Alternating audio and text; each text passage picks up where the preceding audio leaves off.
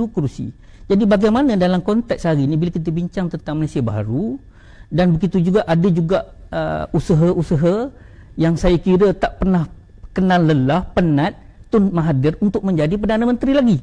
Dan kalaupun itu berlaku, dengan kerusi yang kita juga sendiri tahu, pejuang hanya 6 kerusi.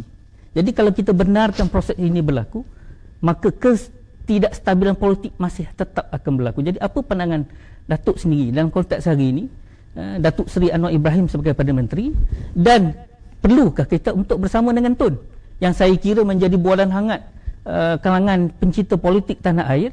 Masih lagi saya kira rakyat umum, saya kira kalau pendapat saya secara peribadi, cukuplah dengan Tun Mahathir. We have to move forward dengan apa yang ada, dan hari ini kita ada Datuk Seri Anwar. Apa pandangan Datuk? Okey, bila kita sebut Malaysia Baru ataupun Malaysia Baharu kalau old leadership yang dah lama berperanan sebagai pemimpin kerajaan, dia datang balik, itu saya rasa bukan Malaysia Baru lah itu Malaysia lama jugalah. Okey. Saya pun dah berumur 61 tahun Sebelum saya jadi tua betul, saya naklah rasa bernafas di bawah Malaysia Baru di mana kepimpinan yang lama itu memberikan laluan kepada yang baru. Ada 2-3 perkara yang boleh kita bincang di sini. Yang pertama adalah masalah succession plan ataupun sistem penggantian, pelan penggantian dalam sistem politik negara kita. Kita sampai kepada kedudukan hari ini yang agak buntu ataupun bercelaru ataupun tidak stabil dan tidak menentu ini kerana masalah parti pemerintah UMNO dulu telah kehilangan susunan penggantian ataupun successor. Pro and kontra kita tak tahu, tapi di bawah Tun Dr. Mahathir, successor ataupun pengganti-pengganti yang natural ataupun semula jadi telah hilang. Macam Tun Musa Hitam, kemudian Tengku Razali Hamzah, kemudian Datuk Seri Anwar Ibrahim. Semua ini dulunya adalah antara susunan pengganti ataupun successor selepas Tun Mahathir yang senior, ikut seniority mereka. Tun Musa hilang, Tengku Razali terkeluar, Datuk Seri Anwar Ibrahim tertendang, Datuk Seri Najib baik, Muhyiddin baik, Zahid Amidi ke baik, ini adalah satu geng dengan Datuk Seri Anwar Ibrahim dulu, di bawah naungan Datuk Seri Anwar Ibrahim. Tetapi penaung itu sendiri sudah kena potong, dan kerana itu ada kekosongan yang jarak yang luas. Lalu naiklah pemimpin-pemimpin yang belum tiba masanya ataupun pemimpin yang tidak belum masak sepenuhnya sebagai pengganti, dan dari situlah kerebutan ataupun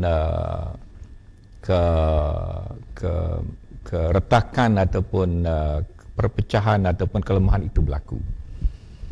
Jadi kalau kita boleh ulang balik sejarah, apa yang saya nak kata ialah masa Tun Dr. Mahathir itu saya rasa dah tamat. Masa successor dia 3 orang 4 orang tu pun dah nak hampir tamat dah. Takkanlah orang yang nak diganti itu masih relevan, orang yang nak mengganti itu semua dah tamat riwayat dah. Jadi please bagilah peluang kepada rakyat Malaysia bebas daripada cengkaman Tun Dr. Mahathir. Saya tengok dari segi ekonomi, Tun Mahathir dia time setting dia tu time setting abad lalu. Kita ni abad 21st century. Satu masa dulu kita ada masalah perubahan alaf ataupun peralihan abad, di mana semua komputer kita kena reset. Old setting tak boleh pakai, dia obsolete ataupun terhapus apabila masuk alaf baru. Bila Tun Mahathir dia masih hidup, dia jadi Perdana Menteri 22 bulan di bawah PH. Dia adalah old setting, dia tak boleh dah sesuaikan dengan keadaan alaf baru. Saya bagi contoh masalah plan ekonomi ya.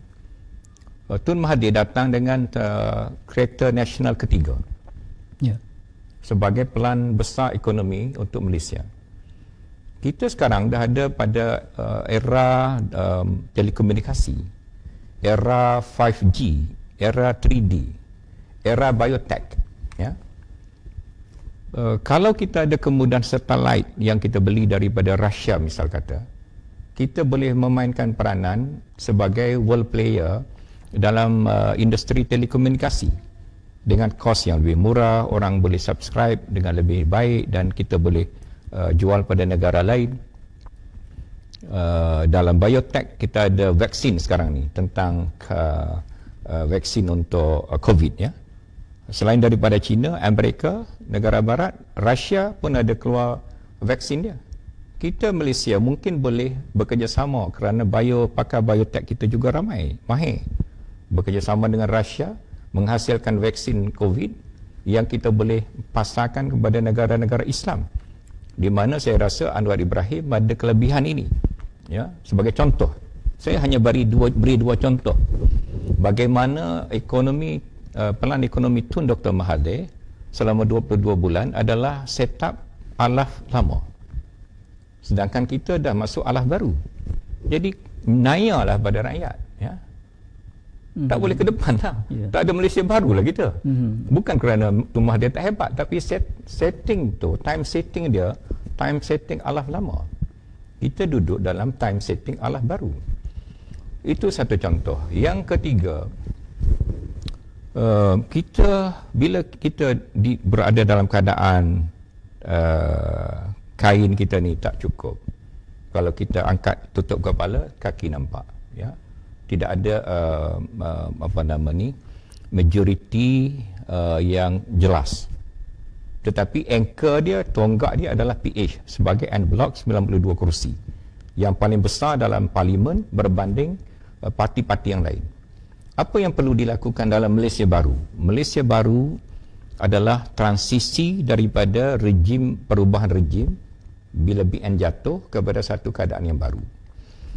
Lazimnya dalam mana-mana negara dalam transition ini selepas pertukaran rejim ataupun regime change, yang perlu dilakukan adalah usaha konsolidasi ataupun usaha penyatuan di atas parameter yang tertentu dengan anchor kepimpinan yang memenuhi syarat-syarat ya.